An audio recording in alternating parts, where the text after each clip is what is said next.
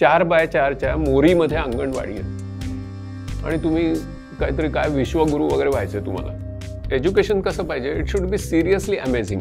आणि विद्यापीठांना एक प्रकारचा न्यूनगंड आहे की आपण जे लोक प्रोड्यूस करतोय ना हे इंडस्ट्रीच्या नक्की कामाचे नाही.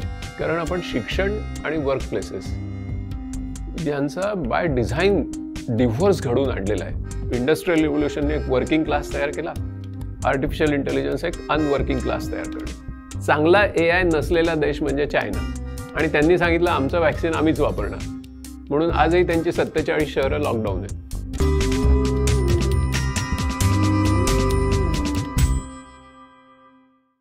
नमस्कार, मी विनायक पाचलक आणि थिंक बँकच्या महाराष्ट्र वेध या विशेष सिरीजमध्ये तुम्हा सगळ्यांचं मनापासून स्वागत.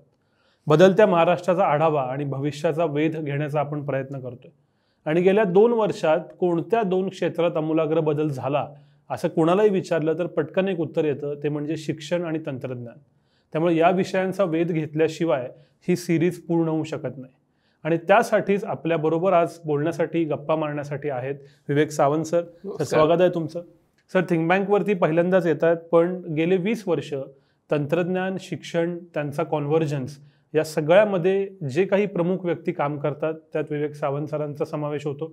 MSCIT या कोर्स तुम्ही ऐकला नसेल असं मला वाटत नाही.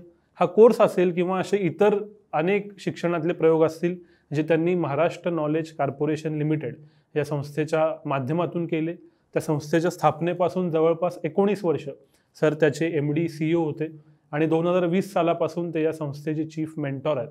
त्यामुळं एक जवळपास 170 देशात जो कोर्स पोहोचला आहे, शिक्षणाबद्दल, तंत्रज्ञानाबद्दल ज्यांचा स्वतःचा अभ्यास आहे, मांडणी आहे आणि ज्याचं प्रॅक्टिकल त्यांनी करून दाखवलं आहे, अशा व्यक्तीशी आज मी या निमित्ताने गप्पा मारणार आहे. सर, पुन्हा एकदा स्वागत आहे. आणि पहिला मुद्दा हा आहे की जसं मी प्रास्ताविकात म्हणालो, काय बदललं गेल्या 2 वर्षात? तर शिक्षण बदललं आणि तंत्रज्ञान बदललं. मूळ मी IT येतो, त्यामुळे IT वाल्यांचे सगळे वर्क फ्रॉम होमपासून AI पासून सगळं आलं. आणि शिक्षण अचानक, माझी बहीण इंजिनियर होती, ती पण तिनं शेवटची परीक्षा ऑनलाईन दिली, सगळ्यांनी ऑनलाईन दिलं. काय झालं माहीत नाही. तुमचा काय अंदाज आहे, अभ्यास आहे की काय काय बदललं या 2 क्षेत्रात? खरं म्हणजे जगामध्ये हे एक प्रकारचं तिसरं महायुद्धच झालं. त्याचा जो शत्रू होता तो अदृश्य होता. पहिल्या महायुद्धानंतर रशियाची निर्मिती झाली, म्हणजे आपण त्याला पीपल्स रिपब्लिक ऑफ रशिया असं म्हणू.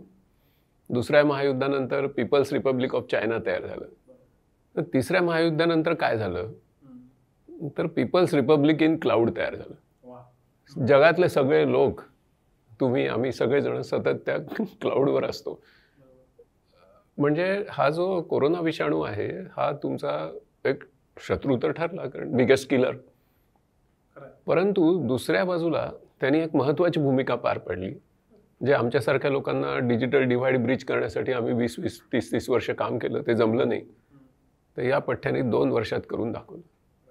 त्याच्यामुळे तो एक आपण जर विचार केला तर chief digitalisation officer of the world अशा प्रकारचा एक रोल त्यांनी तयार केला. आणि घराघरात लोक क्लाउडवर आले.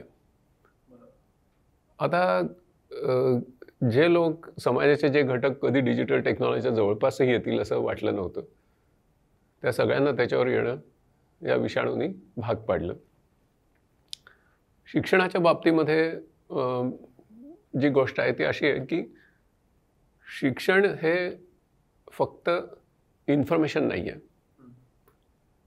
डिजिटल डिव्हायसेस आले, कनेक्टिव्हिटी आली, बँडविड्थ मिळाली, बराचसा कंटेंट तयार झाला आणि तो मुलांपर्यंत वितरित झाला.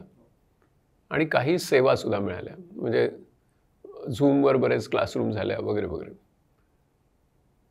पण मला व्यक्तिशः असं वाटतं की त्याला शिक्षण म्हणणं ही चुकीची गोष्ट आहे.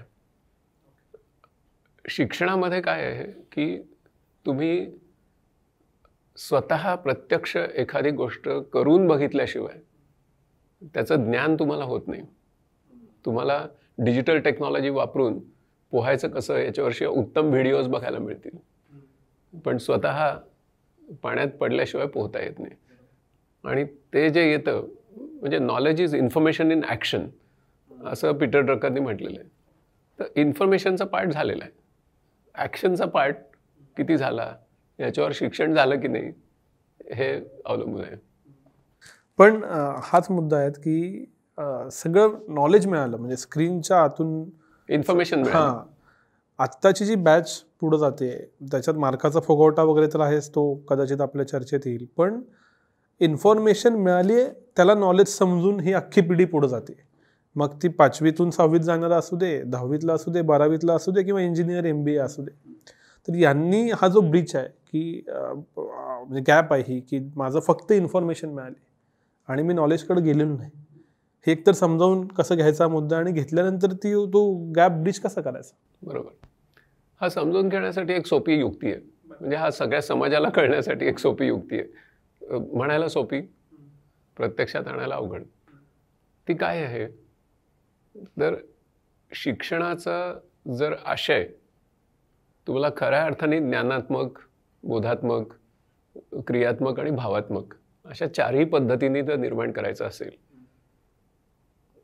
की समजा आता मला एखादी गोष्ट चांगली आली तर मला असं आतून वाटलं पाहिजे की अरे माझ्या मित्राला अजून नाही आलेली, त्याला मी जाऊन ते समजून सांगितली पाहिजे, कारण मला डिजिटल टेक्नॉलॉजी कळतंय त्याला नाही आलेली. Okay, collaborative work learning space. तर मग तो भावात्मक आशय पण त्याच्यात पाहिजे की ज्याच्याने सहकार्याची भावना किंवा टॉलरन्सची भावना ही माझ्यामध्ये निर्माण होईल. मग आता जर हे व्हायचं असेल तर मग युक्ती काय, तर परीक्षेचं स्वरूप बदललं पाहिजे. ओके, जर तुम्ही परीक्षेमध्ये ज्ञान किती संपादन केले हे तपासायला लागलात की मुलं काही मूर्ख नाही आहेत, मुलं ताबडतोब ज्ञानाकडे वळतील. तुम्ही जोपर्यंत परीक्षेमध्ये तुला माहिती किती आहे हे तपासता आहात तर मुलं माहितीमध्ये राहतील. म्हणजे मुलांना दोष देणं हे चुकीचं आहे. म्हणून नॅशनल एज्युकेशन पॉलिसी 2020 काय म्हणते की एंड ऑफ फायनल हायस्टेक एक्झामिनेशन्स हे अचीव करा, असं नॅशनल एज्युकेशन पॉलिसीनी हायर एज्युकेशनच्या सेक्शनमध्ये पॉलिसी स्टेटमेंट केलेलं आहे. बरं. हां, म्हणजे तुम्ही कंटिन्युअस कॉम्प्रिहेन्सिव्ह असेसमेंट करा, कारण टेक्नॉलॉजी तुमच्या हातात आहे. आता तुम्ही कंटिन्युअस कॉम्प्रिहेन्सिव्ह असेसमेंट करू शकता. आता काही तुम्हाला घरी बसून सारखे पेपर तपासावे लागतील रोज असं काही नाही. There are many tools and मेथडॉलॉजीज bye means of which आता तुम्ही करू शकता, असेसमेंट छान करू शकता, खूप क्रिएटिव्हली करू शकता आणि मुलांना स्वतःलाच कळू शकतं की अरे हे मला अजून ज्ञान यायचं आहे. तर त्याच्यामुळे आपल्याला जर ज्ञानात्मक दिशेने प्रवास करायचा असेल, बोधात्मक प्रवास करायचा असेल तर आपल्याला आपल्या परीक्षेचं स्वरूप हे इन्फॉर्मेशनल न ठेवता ते आपल्याला ज्ञान किती तू ग्रहण केलं आहेस या दिशेने वळवावं लागेल. तर मग तुमच्या प्रश्नाचं उत्तर मिळू शकेल. आता मी म्हणायला सोपी का म्हटलं तर हे प्रत्यक्ष शिक्षकांनी मनामध्ये एक स्विच टाकण्याची गरज आहे की दुसऱ्या क्षणी हे शक्य आहे. पण समाज म्हणून, शासन म्हणून, सध्याची व्यवस्था म्हणून हे आपण स्वीकारणार आहोत का, हे आपल्याला सहज शक्य आहे का, ह्याच्यावर ते अवघड किंवा सोपं ते ठरणार आहे. मी एक जर स्वतंत्र एक स्वायत्त शिक्षक असेन तर माझ्या वर्गामध्ये मी राजा आहे, मी हे करू शकतो कारण आता टेक्नॉलॉजी आहे माझ्या हाताशी. मी मुलांना सांगू शकतो की आता म्हणजे जसं फ्लिप क्लासरूम कॉन्सेप्ट आहे की तुम्ही हे सगळ्या व्हिडिओज वगैरे बघा, हे छान करा आणि आता हे प्रॉब्लेम्स आहे त्याच्यात आपण हे अप्लाय करूया आणि त्याची चर्चा आपण वर्गात करूया. ओके, कारण आता कोरोना संपला आहे, फिजिकली तुम्ही भेटायला सुरुवात झाली आहे. तर मग जे कोरोनाच्या काळात आपण मिळवलं ते सोडून कशाला द्यायचं, ते छान मिळवलं आहे आपण की आता सगळे जगातले बेस्ट ऑफ दी प्रोफेसर्स हे तुम्ही घरी बसून सगळं करून या आणि मग वर्गामध्ये आपण कोलॅबरेटिव्हली प्रॉब्लेम सॉल्व्ह करू. समजा मी आता IT इंडस्ट्रीमध्ये जॉब घेतला तर मला सोलो परफॉर्मन्स किंवा individual excellence is a myth, मला कोलॅबरेटिव्हच काम करावं लागतं. मग का नाही वर्गातच तशी इंजिनिअरिंग कॉलेजमध्ये सुरुवात व्हावी की ठीक आहे तुम्ही घरून सगळे ते बघून या आणि let solve some complex problems which are the real life situations, मजा येईल. मग तो ज्ञानात्मक आशय आपोआप तयार होतो, त्याच्यामध्ये सहकार्याची भावना तयार होते, खरे समाजाचे प्रश्न काय आहेत ते कळतात. So you start going to socially useful and productive work and that is the medium of knowledge. ह्या सगळ्यासाठी तुम्ही म्हणालात तो मुद्दा आहे पहिला परीक्षा बदला. पण एक प्रश्न मनात आला, कारण काही महिन्यांपूर्वी असं एक आंदोलन झालं की परीक्षा ऑनलाईनच घ्या, ऑफलाईन नको. आणि ओव्हरऑल जो चेंज आहे, तर या अख्ख्या इकोसिस्टीममध्ये जी पॅशन हवी शिकण्याबद्दल, शिकवण्याबद्दल, एकत्र नॉलेज शेअर करण्याबद्दल, ती पॅशनच हरवली असं वाटतं का? हो, ती पॅशन हरवली म्हणजे काय आहे की पॅशन हरवली म्हणून मुलांना मी दोष देणार नाही. विद्यापीठांच्या, प्राध्यापकांच्या, शिक्षकांच्या हातात हे होतं की कशा पद्धतीने आपण त्यांना ज्ञानाकडे वळवू शकतो. पॅशन हरवली असेल तर त्यांना हेही कळलं आहे पॅशन हरवल्यानंतर की अनेक कॉर्पोरेट्सनी मग ही कोरोना बॅच म्हणून ठरवली आणि त्यांनी मग रिक्रुटमेंटमध्ये तशा पद्धतीने मुलांकडे बघायला सुरुवात केली. म्हणजे तो एक खूप मोठा धोका आहेच ना. त्याच्यामुळे त्याचा जो म्हणजे एज्युकेशन कसं पाहिजे, it should be seriously amazing. The एक्झामसुद्धा कशी पाहिजे, सिरियसली अमेझिंग. तर तशी जर नसेल तर मग काय मजा आहे ना. त्याच्यामुळे ती पॅशन कधी येईल तर मी पुन्हा त्याच फॉर्म्युलाकडे जाईन की तुम्ही कशा पद्धतीने, because the correct definition of syllabus is in correct definition of its assessment. हां, तुम्ही ॲसेस कसं करणार आहात मला, त्याच्याने माझं करिक्युलम किंवा माझं सिलेबस ठरतं. तर तुम्ही आधी मला हे सांगा की इंजिनियर म्हणून तुला एक एन्व्हायरमेंटली सेन्सिटिव्ह असा इंडिव्हिज्युअल व्हायचं आहे आणि तुझी असेसमेंट तशी होणार आहे. मग मी माझ्या प्रत्येक गोष्टीत किती एनर्जी मी कन्झ्युम करतो या प्रोसेसमध्ये, माझा कार्बन फूटप्रिंट किती होतो आहे या प्रोडक्शनमध्ये, is there any other way of producing this, असा विचार मी करू लागेन. त्याच्यामुळे ॲसेसमेंटची डेफिनेशन जोपर्यंत करेक्ट होत नाही तोपर्यंत मग काय म्हणजे एकमेकांची कॉपी करा, ते एक्झाम कसं बसं पास व्हा. 6 वर्षाची मुलं BE झाली नव्हती, एका फटक्यात 80% तो म्हणजे मॉकरी आहे ती. मार्कांचा फुगवटा आला. मी इंजिनियर झालो त्यावेळी 80% पडले तर म्हणजे असे डोळे विस्फारले जायचे. आत्ता 99.9ला 100 मुलं होती, कारण सगळेच MCQ, कुणालाच काही त्याचं म्हणजे सिरियसनेस नाही. ह्याच्या जोडीने एक मुद्दा असा येतो की आत्ता ॲटॉनॉमी खूप वाढत चालली आहे. एक धोरण म्हणून असं दिसतंय की खूप जास्त कॉलेजेस ॲटॉनॉमस होत आहेत, त्यांनी त्यांचे प्रयोग करावे, त्यांनी त्यांचा सिलेबस बदलावा, जे काही त्यांना हवं आहे ॲटॉनॉमी दिली. आणि दुसऱ्या बाजूला परीक्षा मात्र सामायिक आहे. आजही नीट देशभरात एक आहे, JEEची काय एंट्रन्स आहे ती देशभरात एक आहे, UPSC MPSC देशात राज्यात एक आहे. ॲटॉनॉमी मिळते आहे, एंट्रन्स एक्झाम मात्र सामायिक आहे. आणि हे दोन्ही असूनही त्याचा शिक्षणावर काही विशेष बदल होताना दिसत नाही. ह्यात रांगड्याकडं तुम्ही कसं बघता? हां, नाही ती कसं आहे, काही शासनाच्या काही मर्यादा असतात. तर त्याच्यामुळे त्यांना काही कायद्यांचं पालन करून कॉमन एंट्रन्स टेस्ट वगैरे घ्यावे लागतात. तर ते ठीक आहे, ते आता सोडून देऊ आपण. मी एकदा ऑटोनॉमस कॉलेजमध्ये आल्यानंतर मग त्या कॉलेजमधल्या प्राध्यापकांची प्रतिभा किती आहे त्याच्याप्रमाणे ते खूप नवीन एक्सपिरियन्सेस माझ्यासाठी डिझाईन करू शकतात. ओके, म्हणजे 2 भाग आहेत. एक म्हणजे एक्सपिरियन्शियल लर्निंग आणि इमॅजिनेटिव्ह लर्निंग. म्हणजे माझं इंजिनिअरिंग कॉलेज हे इमॅजिनिअरिंग कॉलेज होऊ शकतं, कारण आता ह्याच्या पुढे कोणाला स्कोप आहे. केवळ मी इंजिनियर असेन तर मला किती स्कोप आहे याच्यावर मर्यादा आहेत. पण if I can become an imagineer then I have tremendous scope. आता ऑटोनॉमस कॉलेज हे वातावरण निर्माण करू शकतं, अशा प्रकारचे करिक्युलम आणू शकतं, अशा प्रकारची असेसमेंट आणू शकतं आणि अशा प्रकारचं पूर्ण ब्रँडिंगसुद्धा स्वतःचं बदलू शकतं. त्याला कोणीही मर्यादा घातलेली नाही आहे. विद्यापीठांचा क्वेश्चन पेपर त्यांना घ्यावा लागत नाही. आता भारतामध्ये आज 900 ऑटोनॉमस कॉलेजेस झालेली आहेत. एकट्या पुणे आणि मुंबई मिळून 70 मोठमोठ्या इन्स्टिट्यूशन्स ऑटोनॉमस आहेत. I am not talking about private universities, त्या वेगळ्या. Autonomous colleges which are branded by our state public universities.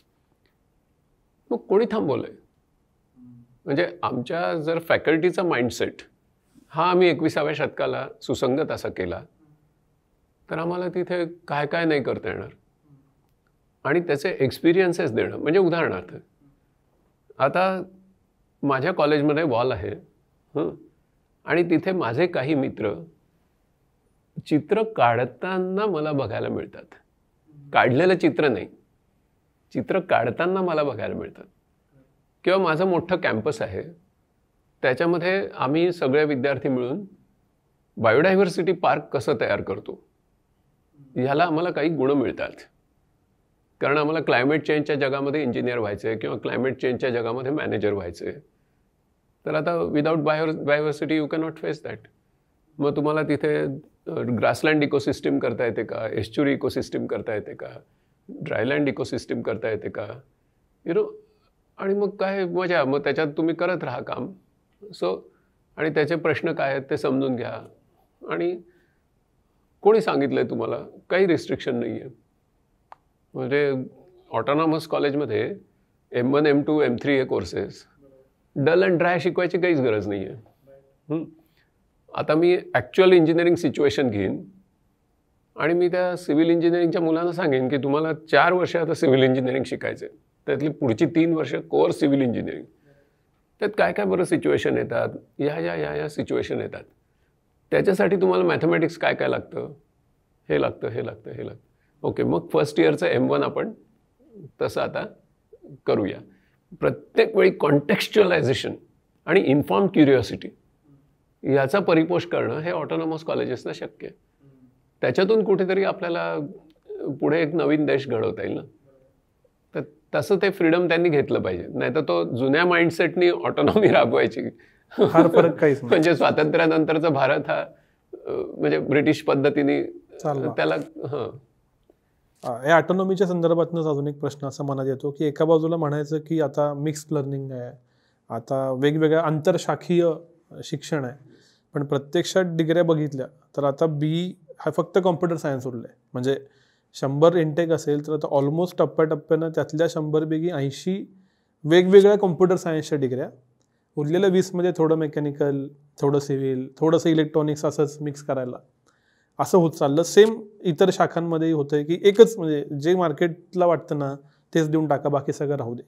हे जे एक गठ्ठा, एक डिग्री आणि अति सप्लाय कदाचित होऊ शकतो यातनं, ह्याच्याकडं तुम्ही कसं बघता आणि यातनं काय प्रॉब्लेम तयार? सर्वात मोठा धोका म्हणजे अनएम्प्लॉयमेंट.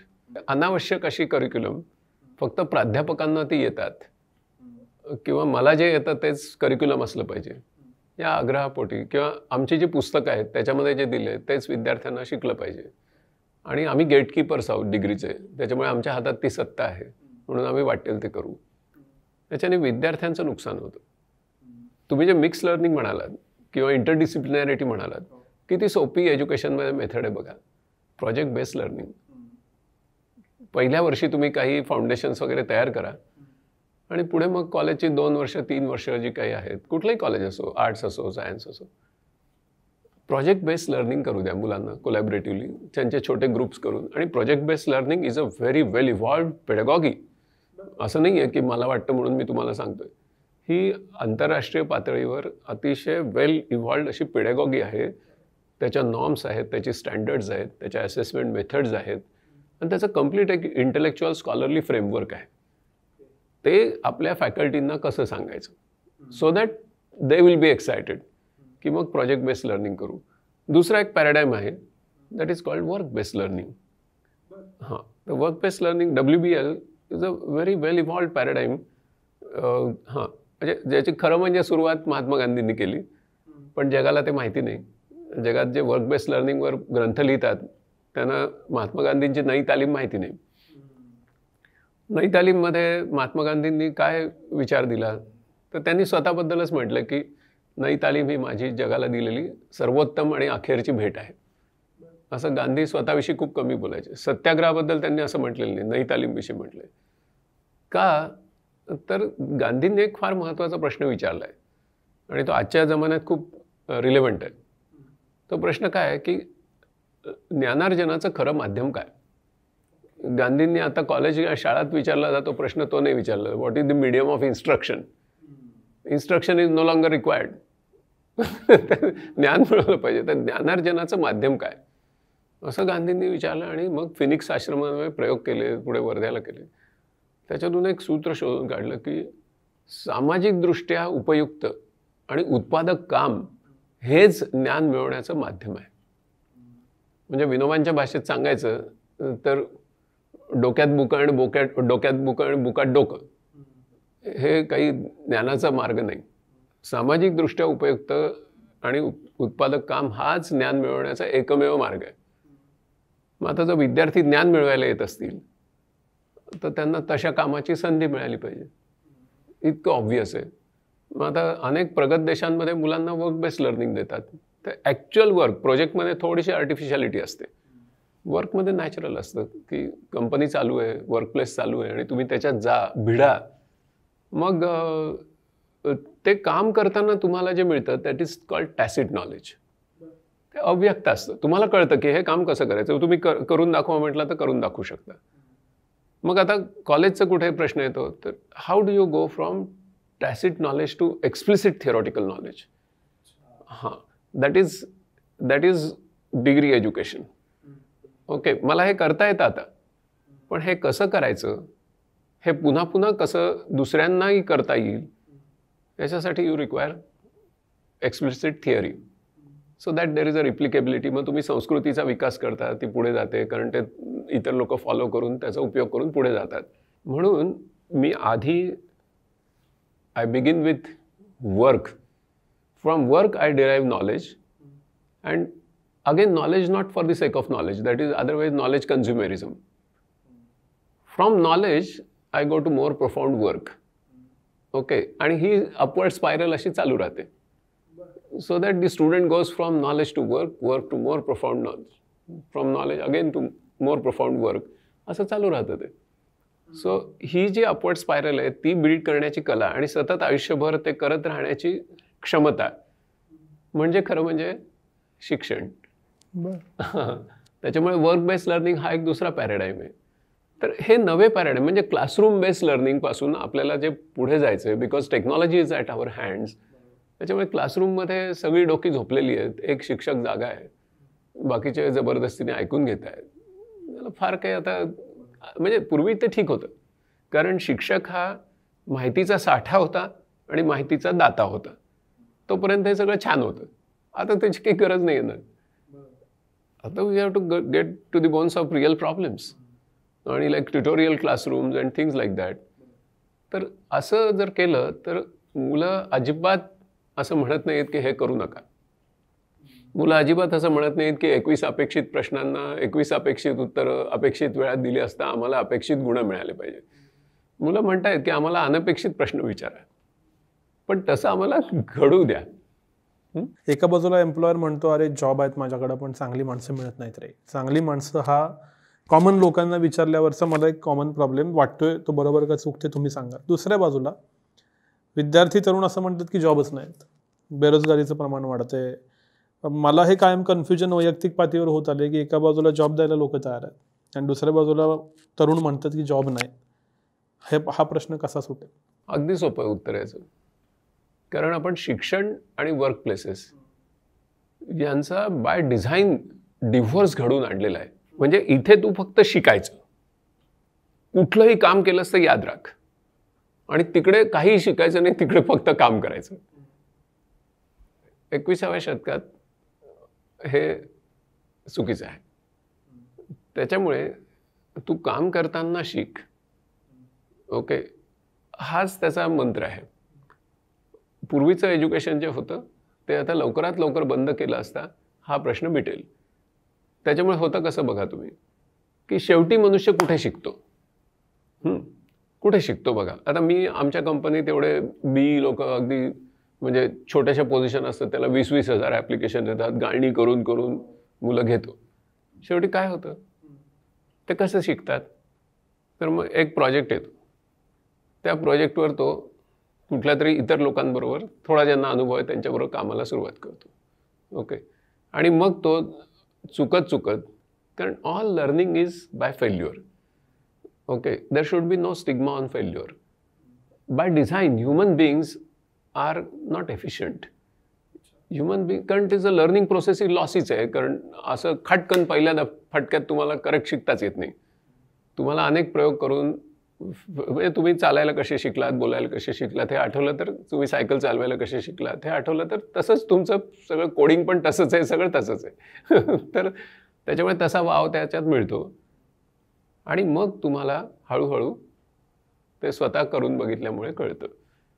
आणि असं करून साधारण 6 महिने ते 1.5 वर्ष त्याला आपण सॅलरी देतो, पण तो शिकतो आणि त्याच्यातून तो मग काहीतरी वर्थ द कस्टमर्स डिलाईट असं प्रोड्यूस करायला सुरुवात करतो.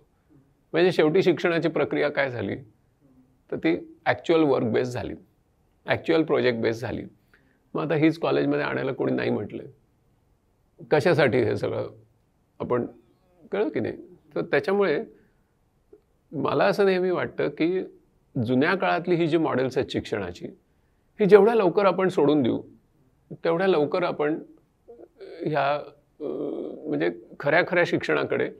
आणि हा जो प्रश्न तुम्ही मांडलात आत्ता, तो इतका सिव्हिअर प्रश्न आहे. कोणीही एम्प्लॉयर आनंदी नाही आहे की बाबा मला विद्यापीठातून रेडीमेड मला हवे तसे लोक मिळाले.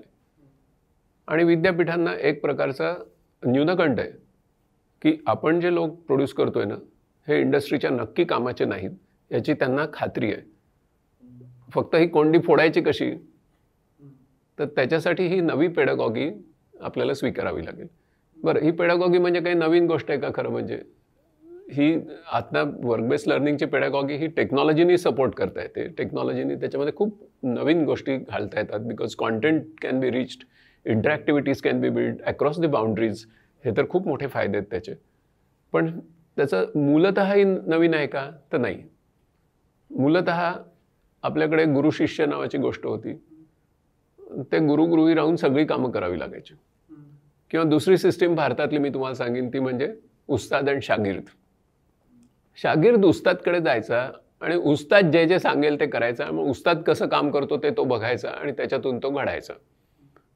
आणि त्याचीच जर युरोपातली सिस्टीम बघितली तर master craftsman and apprentice establish systems आहेत. कारण त्यावेळी कॉलेजेस नव्हती ना, त्याच्यामुळे सोपं होतं. ते नॅचरल सिस्टीममध्ये शिकायचे पिछे.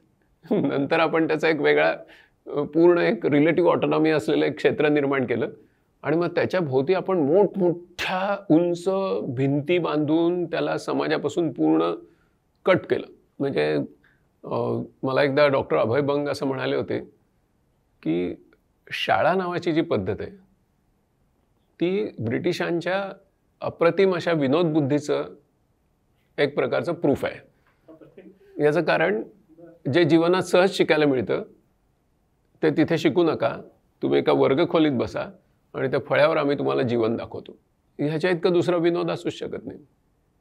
मग त्याची अर्थातच जी फलश्रुती आहे ती तुमच्या प्रश्नात निर्माण होते की मग यांना मुलं हवी आहेत ती मिळत नाही, यांना नोकऱ्या मिळत नाही.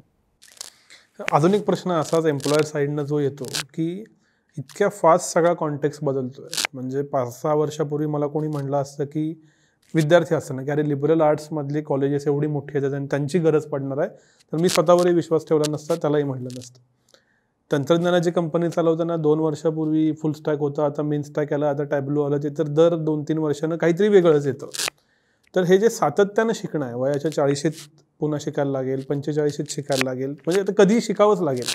आणि कोविडमुळे जे अचानक बदल, म्हणजे आता 50शीच्या पिढीनं झूम शिकलं, गरज म्हणून शिकलं, व्हॉट्सॲप शिकलं, हे जे कंटिन्युअस लर्निंग आहे थ्रू आउट द लाईफ, ज्याची आपल्याकडं मेकॅनिझम तशी फॉर्मल नाही. जशी शिक्षणाची डिग्री दिली की तू जा मार्केटमध्ये, किंवा काय पोस्ट ग्रॅज्युएट हो, PhD हो, जा मार्केटमध्ये, मग परत येऊन शिकायचं काही तशी सिस्टीम नाही आहे. तर हे जे कंटिन्युअस लर्निंग आहे, ह्या ओव्हरऑल फिनॉमिनाकडे तुमचं कसं एकूणात व्ह्यू? खरं म्हणजे काय, एक आपण साधी गोष्ट लक्षात गेली पाहिजे की जसा डोळा हा बघण्याचा अवयव आहे किंवा कान हा ऐकण्याचा ते इंद्रिय म्हणू आपण, तसं मेंदू हा माणसाला दिलेला शिकण्याचाच अवयव आहे. तो सतत शिकतच असतो बिचारा. Whether its owner wants it or not, it is learning. Okay, त्याच्यामुळे we are lifelong learners. कारण आपण जन्म घेताना हार्डवेअर घेऊन येतो आणि आयुष्यभर सॉफ्टवेअर लिहित बसतो.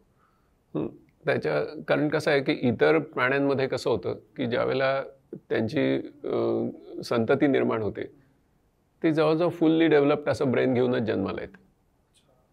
माणसाचं काय झालं की माणूस 2 पायावर उभं राहणारा होमो इरेक्टस झाला.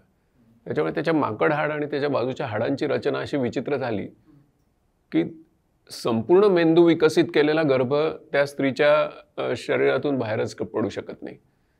म्हणून मग उत्क्रांतीच्या क्रमात काय झालं, जसा मनुष्य होमो इरेक्टस झाला तसं त्याचा मेंदू हा बेसिक हार्डवेअर फक्त ठेवायचं आणि त्याला जन्माला घालायचं आणि मग त्यांनी परिस्थितीशी इंटरॅक्शन करून सॉफ्टवेअर लिहित बसायचं आणि मग मेंदूचा पूर्ण विकास हा घडणार.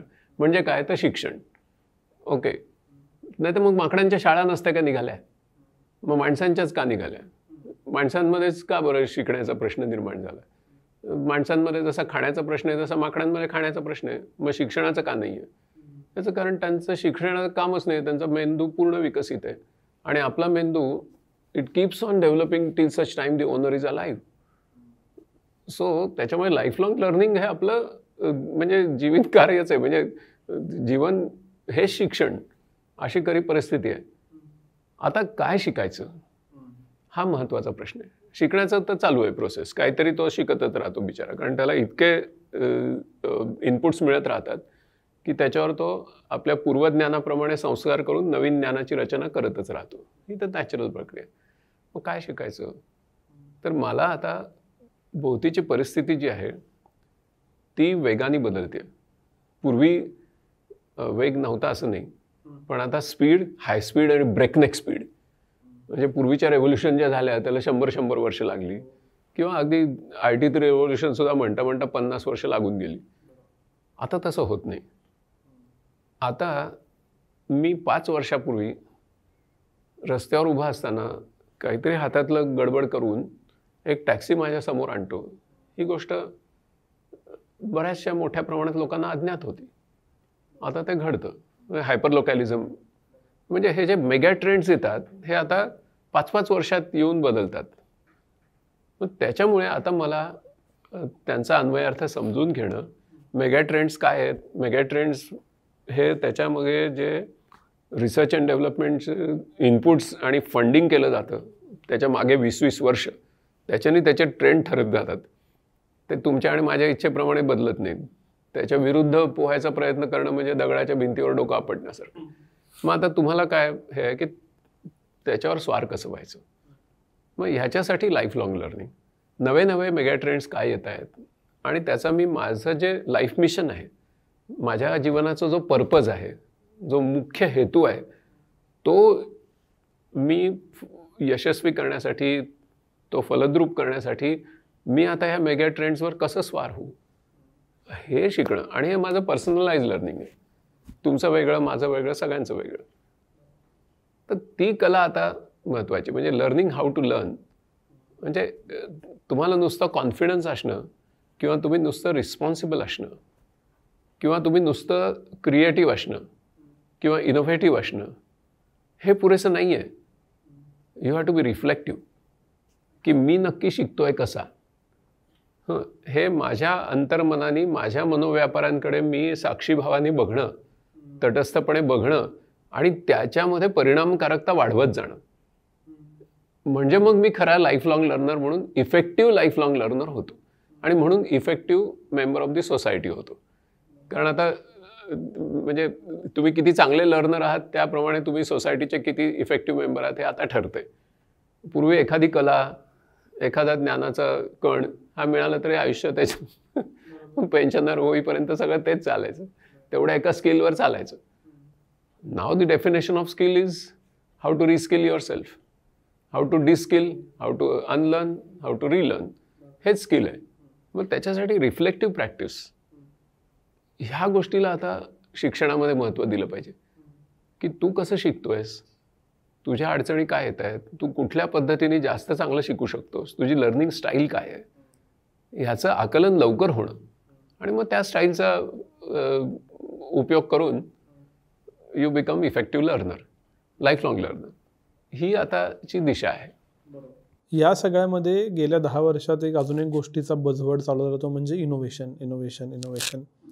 खरं तर एज्युटेक, फिनटेक आत्ता आले. तुम्ही 20 वर्ष एज्युटेक करताय 2001 सालापासून. मग स्टार्टअप्स आले, मग युनिकॉर्न्स आले. मग त्याची चर्चा आजच्या 25 ते 45 वयोगटात खूप आहे. तर इनोव्हेशन, स्टार्टअप्स, आणि त्या संबंधितलं एज्युकेशन, तसं इनोव्हेट करावं तर लागेल ना कोणीतरी, इनोव्हेटिव्ह माइंड्स, ह्या सगळ्या प्रोसेसकडे तुम्ही कसं बघता? हां, आता 2 शब्द आपण घेऊ की इन्व्हेन्शन आणि इनोव्हेशन. इन्व्हेन्शनमध्ये तुम्ही you convert money into intellectual property. इनोव्हेशनमध्ये you convert intellectual property into money. ही व्याख्या स्पष्ट पाहिजे. अनेक जणांना इन्व्हेन्शन म्हणजे इनोव्हेशन वाटतं. तर इन्व्हेन्शनमध्ये खूप मोठ्या प्रमाणात पब्लिक फंडिंग आणावं लागतं, तेव्हाच इन्व्हेन्शन्स होतात. आता इन्व्हेन्शन्स काय आहेत, म्हणजे तुम्ही जर पेटंट डेटाबेसेस सर्च केलेत, ओके, तर मग त्याच्यातला उपयोग करून तुम्ही सुंदर इनोव्हेशन करू शकता. आता आणि मग त्याचं म्हणजे अर्थातच तुम्ही त्याचं संपत्तीमध्ये रूपांतर करू शकता. संपत्तीमध्ये रूपांतर करणं, त्याच्याने एकंदर सगळ्या समाजाला वरती नेणं, हा त्याच्यातला जो सोशल भाग आहे तो पण आवश्यक आहे. नाही तर मग वेल्थ कॉन्सन्ट्रेशन करण्यासाठी पण इनोव्हेशन्स होताना आता आपल्याला दिसतात. त्याच्यामुळे स्टार्टअप इकोसिस्टम जी आता आपल्या देशामध्ये जवळजवळ आता 68,000 स्टार्टअप्स देशामध्ये, पण त्याच्यामध्ये आपल्याला हे बघावं लागेल की खरे खरे समाजाचे प्रश्न समजून घेणं, ज्याला डिझाईन थिंकिंग असं आपण म्हणतो, तर डिझाईन थिंकिंगचं शिक्षण किती लवकर आपण मुलांना देतो. कारण डिझाईन थिंकिंगमधली पहिली पायरी काय आहे? एम्पथाईज, एम्पथाईज, एम्पथाईज. तुम्हाला ज्याच्यासाठी काहीतरी करावं असं वाटतं त्याच्याबरोबर तुम्ही पहिल्यांदा एम्पथाईज करा, त्याच्याबरोबर बसा, त्याचं जीवन काय ते समजून घ्या. म्हणजे तुकाराम महाराजांनी म्हटलं ना की जळातील मासा झोप घेई कैसा, जावे त्याच्या वंशा तेव्हा कळेल. तर त्याच्यामुळे त्या तुमचा जो कोणी कस्टमर होणार आहे फ्युचर, तुम्ही त्याच्या वंशात जा प्रथम, तसं जगा आणि मग शोधून काढा की त्याला काय हवं आहे, आणि मग तुम्ही पेटंटचे डेटाबेसेस बघा, मग त्याच्यातून आपल्याला काय करता येईल असं. सो ही पद्धत आपल्या शिक्षणाचा एक कोर भाग होण्याची गरज आहे. मग त्या डिझाईन थिंकिंगमधल्या पुढल्या पायऱ्या आपण मुलांना सांगू शकतो. त्याच्यामुळे समाजाची गरज काय आहे हा एक भाग, आणि दुसरा एक भाग जो आहे तो म्हणजे काही वेगळ्या पण गरजा तयार करता येतील का, तोही विचार केला पाहिजे. उदाहरणार्थ, एक मनुष्य मॅनहोलमध्ये जातो आणि भारतातले जवळजवळ 400 आपले जे बांधव आहेत ते गटारं साफ करताना दरवर्षी गॅसमध्ये सफोकेशन होऊन मृत्यू होतो. मग आता त्याला जर ते काम रोबोला दिलं तर ह्या माणसाची नोकरी जाईल. म्हणजे मी त्याच्याबरोबर जर बसलो तर तो मला सांगेल तुम्ही ना तुमची टेक्नॉलॉजी काही करू नका, तुम्ही असली फालतू टेक्नॉलॉजी आणली तर माझी नोकरी जाईल. दिस इज एम्पथी. मग तुम्हाला लक्षात येतं की अरे, म्हणजे मी रोबो तयार केला पाहिजे, पण तो असा केला पाहिजे की त्याचा ऑपरेट करण्याचा नोकरी ह्या माणसाची कायम राहील.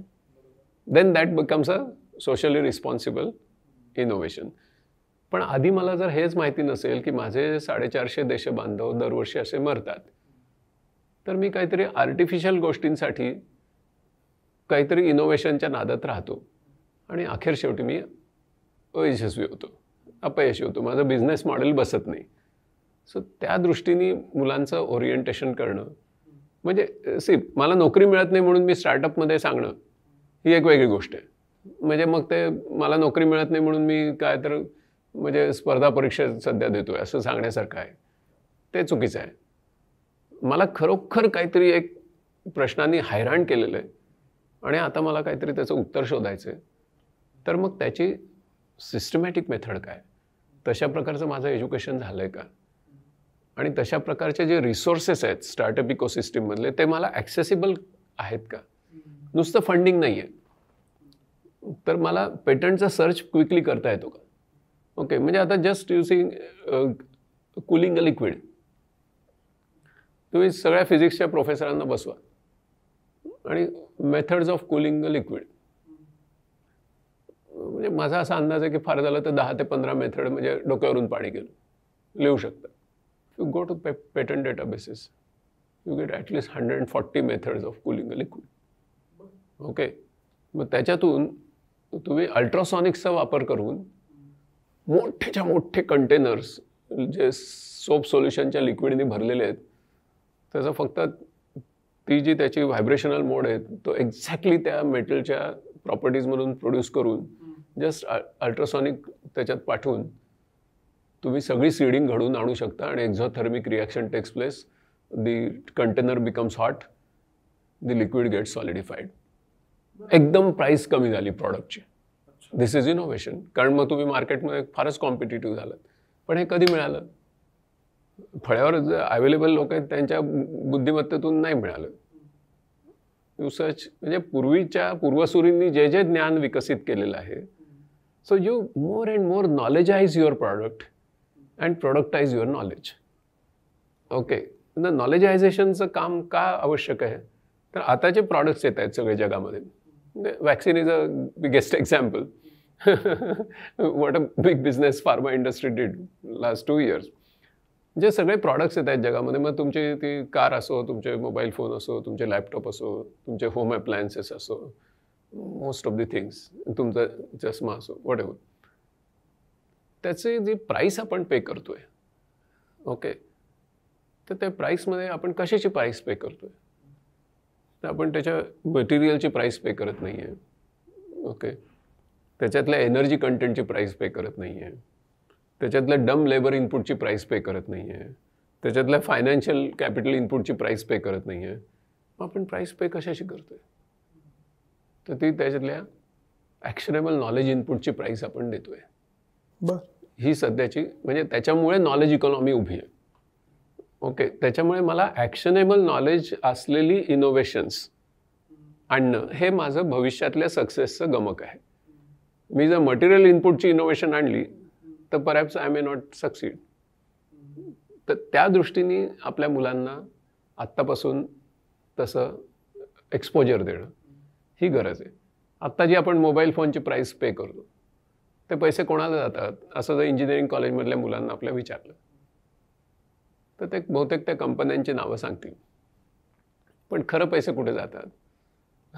तर त्या कंपन्यांनी ज्यांची पेटंट्स घेतलेली आहेत त्यांच्या रॉयल्टीजसाठी ते पैसे जातात. म्हणजे एक मोबाईल फोन आपण विकत घेताना आपण काही लक्षावधी इनोव्हेटर्सना त्याची रॉयल्टी देत असतो आणि म्हणून ते हजारो रुपये आपण पे करतो. आणि अगदी म्हणजे त्या टचस्क्रीनपासून तर CCD कॅमेरा त्यातले कित्येक जे inventions Nobel laureates, Nobel prize winning आहेत. हे कळणं आता हे एक सुंदर असं इनोव्हेशनचं लर्निंग होऊ शकतं की तो जो मोबाईल फोन आहे त्याचं बिझनेस मॉडेल नक्की काय आणि त्याच्यातले पैसे जे ग्राहक देतात ते नक्की कोणाला जातात, त्यांनाच का जातात, हे जोपर्यंत आम्हाला कळत नाही ना तोपर्यंत असे प्रॉडक्ट आपल्या देशात नाही निर्माण होणार. हां, कारण ते आपल्याला माहितीच नाही आहे. मग आम्ही त्याच्यात चाचपडत राहतो, काहीतरी सुपरफिशियल काहीतरी स्टार्टअप वगैरे करतो, त्याला काही अर्थ नाही. सो दॅट इज द म्हणजे डीप लर्निंग त्यातलं व्हायला पाहिजे. नाही, हा मुद्दा मला खूप इंटरेस्टिंग वाटला की प्रॉडक्टचं नॉलेजमध्ये कन्वर्ट करणं, मग ते पेटंट असेल, रिसर्च पेपर असेल, याच्याबद्दलची एक सार्वत्रिक उदासीनता, एक सार्वत्रिक उदासीनता दिसते की कदाचित मी काहीतरी केलं पण असेल, काय अगदी बेसिक इनोव्हेशन केलं असेल, मी ते करून पैसे कमवायच्या पाठीमागे लागतो, पण त्याचं मी जर का पेटंट केलं किंवा त्याचे मी जर का इंटेलेक्च्युअल प्रॉपर्टी अगदी कॉपीराईट जी काही पद्धत आहे नॉलेज सिक्युअर करण्याची ती केली तर मला जास्त पैसे मिळतील. ही माहिती किंवा जाणीवच भारतात नाही असं वाटतं का?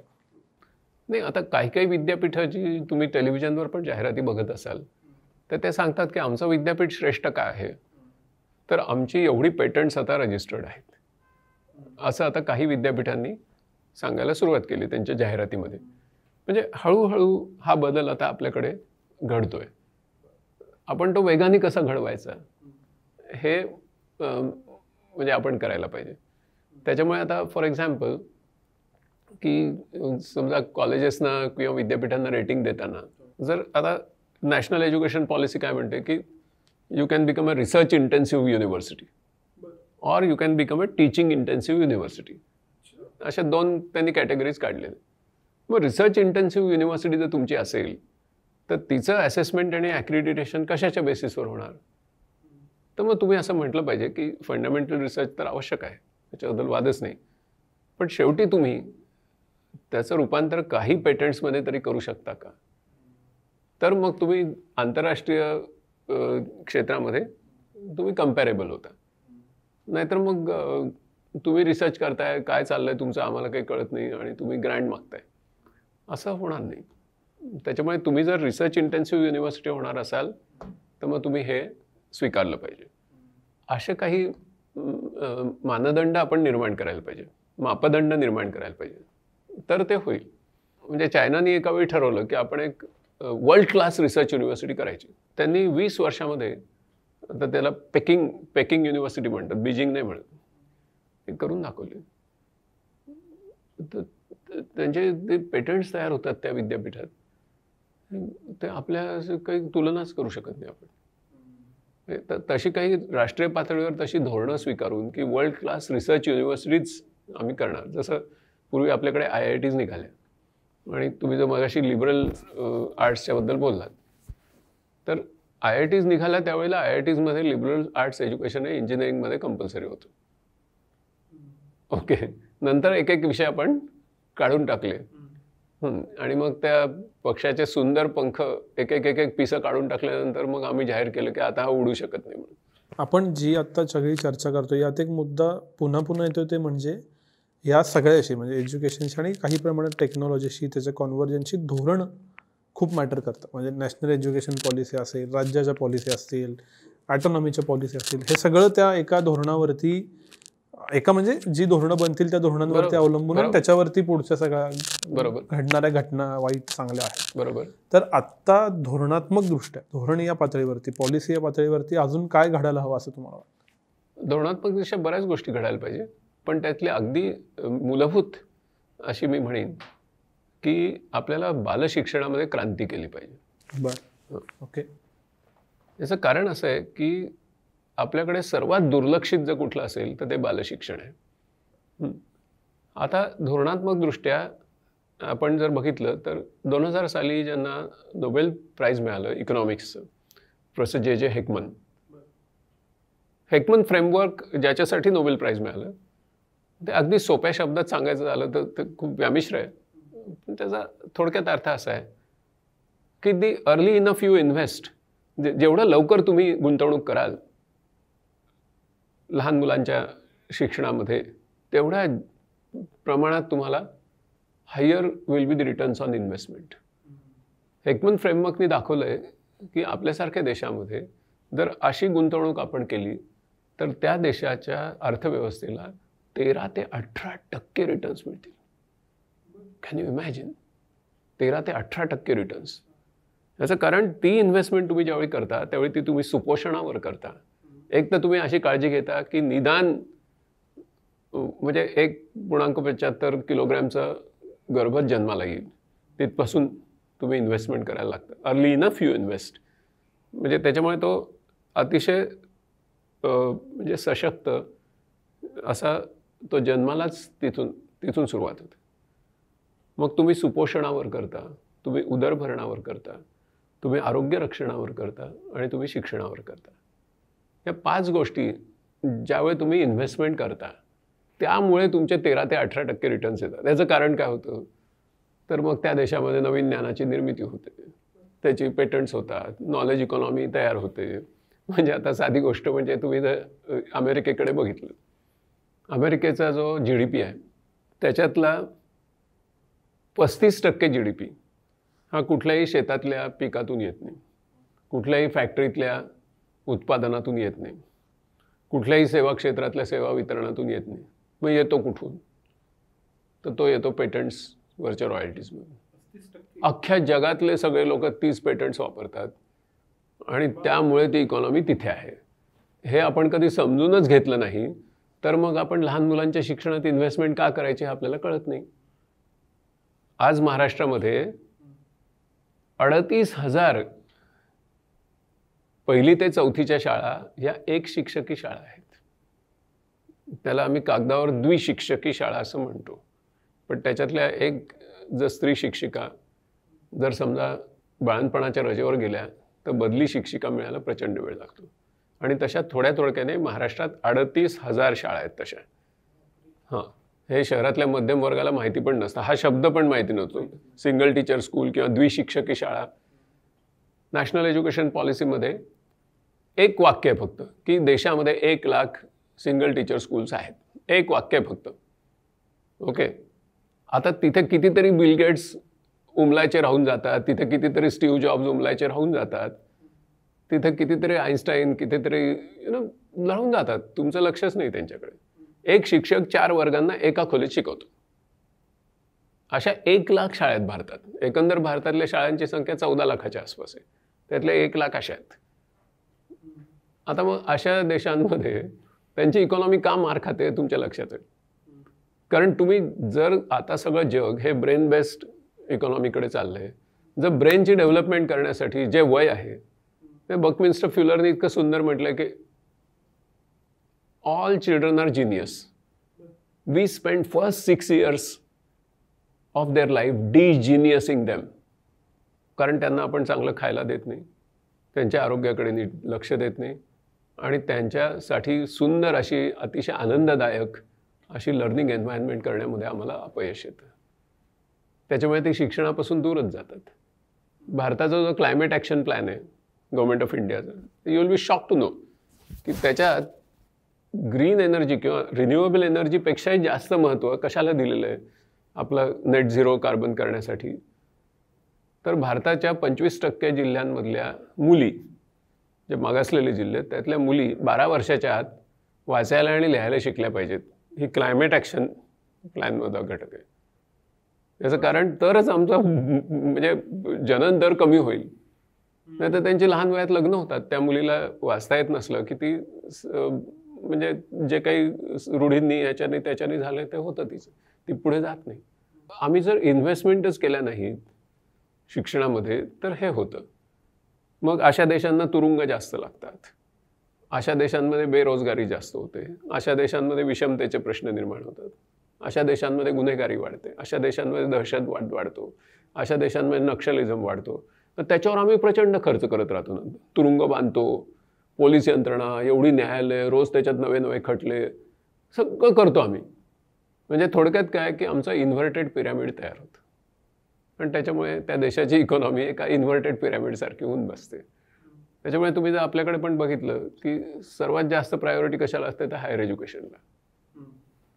त्याच्यामुळे धोरणविषयक जो प्रश्न तुमचा आहे त्याला मी असं म्हणेन की तुम्ही प्रथम शास्त्रीय बालशिक्षणाचं सार्वत्रिकीकरण अतिशय उत्कृष्ट पद्धतीने झालं पाहिजे आणि best of the brains of India you should be able to attract in child education.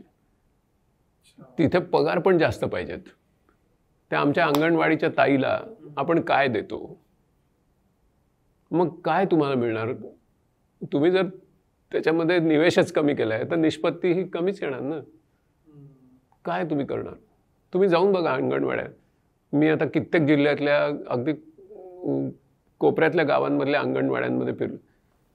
मोरीमध्ये anganwadi, 4x4च्या मोरीमध्ये anganwadi आहे आणि तुम्ही काहीतरी काय विश्वगुरू वगैरे व्हायचं आहे तुम्हाला.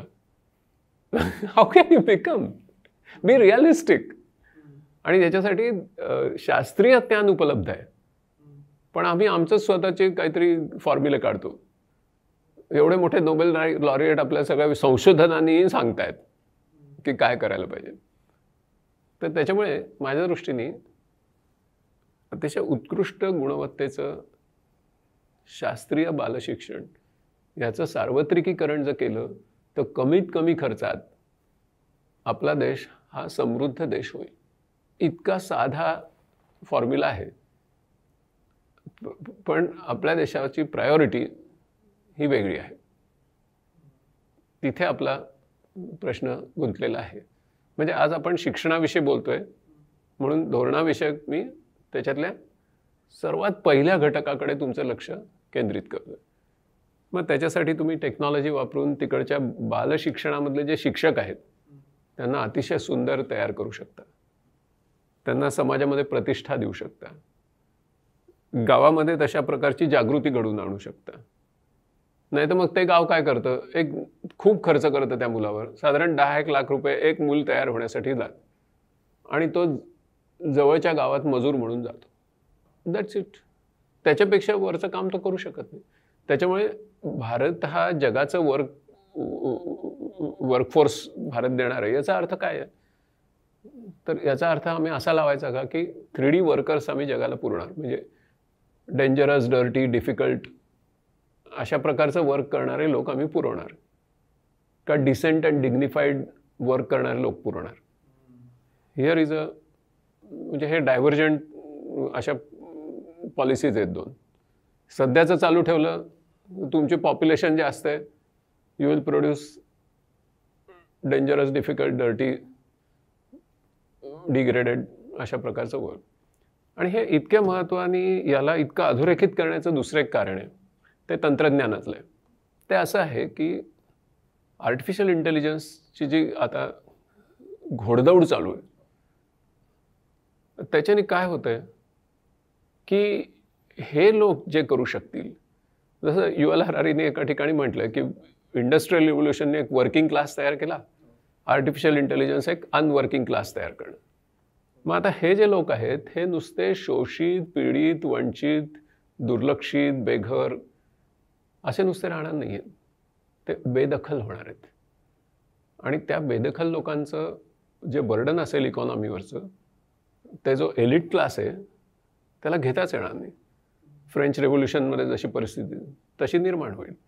हे जर टाळायचं असेल तर आपल्याला आत्ता त्यांना मानवी बुद्धिमत्तेचे त्याची जी व्यवच्छेदक लक्षणं आहेत की जी न मानवी बुद्धिमत्तेकडे नाहीत, म्हणजे कृत्रिम बुद्धिमत्तेला मी न मानवी म्हणतो, कारण त्या दोन डायव्हर्जंट इंटेलिजन्सेस आहेत. जे ह्याला जमतं ते ह्याला जमत नाही, जे ह्याला जमतं ते ह्याला जमत नाही. हे याची कॉपी नाही किंवा ते त्याची कॉपी नाही. हे लार्ज डेटा सेट्स शिवाय निर्णय घेऊ शकत नाही, ते स्मॉल डेटा सेटवर आपण निर्णय घेतो. कितीतरी गोष्टी आहेत. किंवा धैर्य आपले, किंवा क्रिएटिव्हिटी, किंवा मग अशी जसं म्हटलं मी की जाणीव की माझंच मनोव्यापार काय चाललेत याविषयी मी कॉन्शियस असणं आणि त्याच्याकडे मी तटस्थपणे बघू शकणं आणि म्हणून त्याच्यात बदल घडून आणणं. क्लेवर बॉट तसं करू शकत नाही, क्लेवर बॉटला जाणीव नाही. अशा कितीतरी गोष्टी आहेत की जी मानवी बुद्धिमत्तेची व्यवच्छेदक लक्षणं आहेत आणि त्यांचा सिस्टमॅटिक विकास हा नव्या शिक्षणातूनच होऊ शकतो. अदरवाईज आत्ताच्या प्रचलित शिक्षणाप्रमाणे आम्ही त्यांना रोबोज म्हणून तयार करतो. फॉर एक्झाम्पल, आम्ही त्या मुलाला इक्वेशन सोडवायला शिकवलं की आमच्या शिक्षकाला खूप आनंद होतो, पण ते पोरगं घरी जाऊन काय करतं, वडिलांचा फोन घेतं, इक्वेशन खाली हाताने लिहितो, वरती फोटो मॅथ ॲप धरतो आणि खाली स्टेप बाय स्टेप सगळ्या इक्वेशन सोडून येतं. मग त्या फिजिकल रियालिटीचं इक्वेशन्समध्ये मॉडेलिंग करायला शिकवायचं का इक्वेशन सोडवायला शिकवायचं? मानवी बुद्धिमत्ता नक्की कशात आहे? मशीन इंटेलिजन्स कुठे आणि ह्युमन इंटेलिजन्स कुठे आहे? म्हणून आपल्या शिक्षणाचा पूर्णपणे त्याचा जो अजेंडा आहे तो माणसाचा अधिक चांगला माणूस कसा बनवायचा. हे मी फक्त भावात्मक दृष्टीने बोलत नाहीये, मी बौद्धिक आणि ज्ञानात्मक दृष्टीने पण बोलतोय की त्याच्या व्यवच्छेदक लक्षणच वेगळे आहेत त्याच्या बुद्धिमत्तेचे. कारण त्याला विचारांचे व्यूह बांधत नेता येतात. ओके, तो व्यापक विचार करू शकतो, तो खोलात विचार नाही करू शकणार. खोलात विचार करण्याचं काम त्याचं आहे. किंवा तो लार्ज डेटा सेट नाही हँडल करू शकणार. तो एका सेकंदात 30 लाख रिझल्ट, सर्च रिझल्ट्स नाही देऊ शकणार, पण तो क्रिएटिव्ह असू शकतो. ओके, मग त्या दृष्टीने त्याच्या बुद्धिमत्तेचा व्यवस्थित परिपोष करून आमच्या देशाच्या अर्थव्यवस्थेला अशा प्रकारचे ब्रेन्स द्यायचे का जे बर्डन होणार आहेत, म्हणजे रोबोज. कारण those robots will be much cheaper than these people. They can be cloned for a given job.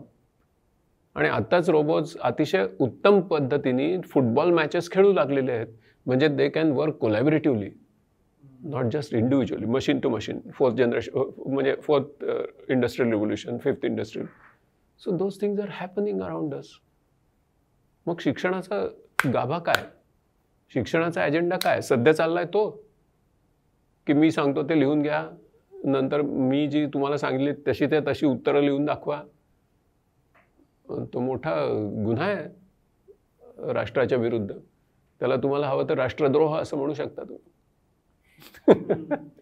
म्हणजे त्याच्यामुळे धोरणात्मक दृष्ट्या तुमचा जो प्रश्न होता तो माझ्या दृष्टीने थोडक्यात सारांश सांगायचं तर एक म्हणजे बालशिक्षणाला आपण ते महत्त्व दिलं पाहिजे आणि तसं करण्यासाठी शिक्षकांवरची सर्व अशैक्षणिक कामं आणि शाळाबाह्य कामं एका क्षणात रद्द केली पाहिजे.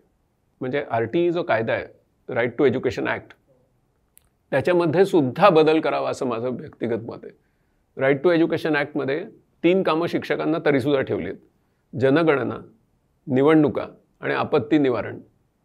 या 3 याच्यात स्टेट त्या शिक्षकाला कधीही बोलू शकतं आणि काम सांगू शकतं. State has a power over the principal of the school. ही 3 कामं त्यांना करावी लागतात. आता होतं काय आपल्याकडे, निवडणुका याची व्याख्याच काही नाही. कुठल्याही निवडणूक, साखर कारखान्यांच्या निवडणुकांना पण शिक्षकांना जावं लागतं आणि शाळा बंद राहते. ती जर एक शिक्षकी शाळा असेल तर ती पूर्ण बंद राहते. मग आपण टोटल जर विचार केला 20 वर्षाच्या स्पॅनमध्ये तर केवढं प्रचंड आर्थिक नुकसान आपण घडवून आणतो. आणि मग आपल्या देशाचा कुठलाही इंडेक्स काढा तो 150च्या पुढे, मग अजून खाली जातो, 8नी खाली जातो, काहीतरी असं सगळ्याच बाबतीत आपण एक मागासलेले. आणि आपण कितीही स्वतःला पुशारकी केली आम्ही फार ग्रेट आहे, तरी शेवटी इंटरनॅशनल इंडेक्स तसं काही बोलत नाही. आपण कुठेतरी खरं बोललं पाहिजे ना. राजा नागडा आहे असं कोणीतरी सांगितलं पाहिजे ना. सगळ्यांनी त्याची वस्त्र तलम आहेत, पारदर्शक आहेत वगैरे असं सांगून कसं चालेल. कोणीतरी खरं बोललं पाहिजे. त्याच्यामुळे शिक्षणामध्ये शिक्षकांची शाळाबाह्य कामं बंद करणं. दिल्लीचा जर तुम्ही प्रयोग बघितला तर मनीष सिसोदियांचं अप्रतिम पुस्तक शिक्षा म्हणून, त्यातला जो सर्वात मेजर रिफॉर्म मला जो वाटतो ना, म्हणजे इतर चांगलेच आहेत त्याच्याबद्दल वाद नाही, पण एक मेजर रिफॉर्म म्हणजे शिक्षकांची शाळाबाह्य कामं बंद करणं. एवढी एक जरी गोष्ट आपण केली ना तरी खूप आपल्या शिक्षणात क्रांती होईल. शिक्षकांच्या शाळाबाह्य कामांची मी यादी केली आहे, त्याच्यात 152 कामं आहेत. महाराष्ट्रात 152 कामं आहेत. आता तुम्हाला किती धैर्य लागेल बघा पॉलिसी करायला. जर तुम्हाला असं नक्की पटलेलं असेल सैद्धांतिक पातळीवर की मी हे केल्यानंतरच माझं महाराष्ट्र राज्य हे लोकसंख्येने आणि म्हणजे याच्याने जर्मनीसारखं आहे तर तसं होईल, तर ते तुम्ही कराल.